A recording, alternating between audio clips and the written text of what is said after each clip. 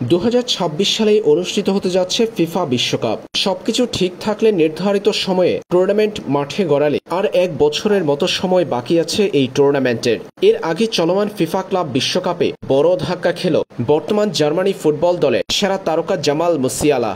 PSG Bayern মিউনিখের মধ্যকার লড়াইয়ে গুরুতর চোট নিয়ে স্ট্রেচারে করে মাঠ ছাড়তে হয়েছে জামাল মুসিয়ালাকে। ম্যাচের প্রথমার্ধে প্রতিপক্ষ পিএসজির গোলরক্ষক জানলুইজি দুন্নারুমার সঙ্গে বল নেওয়ার লড়াইয়ে পড়ে পায়ের গোড়ালি ভাঙেন বায়ার্ন মিউনিখের এই জার্মান তারকা। ক্লাব বিশ্বকাপ তো শেষ, তার পাশাপাশি জাতীয় দলের হয়ে 2026 বিশ্বকাপে খেলতে পারবেন কিনা সেটা নিয়ে তৈরি হয়েছে শঙ্কা। তবে এবার সেই শঙ্কা কাটল বিভিন্ন গণমাধ্যমের খবরে।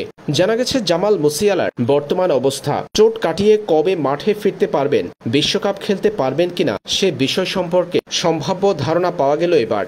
জানা গেছে জার্মান এই তারকা 4 থেকে 5 মাস মাঠের বাহিরে থাকবেন, অর্থাৎ চলতি বছরের বাকি অংশে হয়তো আর ফুটবলে দেখা নাও যেতে পারে তাকে। বছরের শেষের দিকে কিংবা নতুন বছরের শুরুর অংশে জানুয়ারিতে মাঠের ফুটবলে ফিরতে পারেন জামাল মুসিয়ালা। অন্তত 4 থেকে 5 মাস ফুটবলের বাহিরে থাকতে হবে তার। এরপর ফিটনেস ফিরে পেলেই মাঠের ফুটবলে দেখা যাবে তাকে। ধারণা করা হচ্ছে 2026 বিশ্বকাপের আগেই পূর্ণ ফিট হয়ে ফিরতে পারবেন জামাল মুসিয়ালা।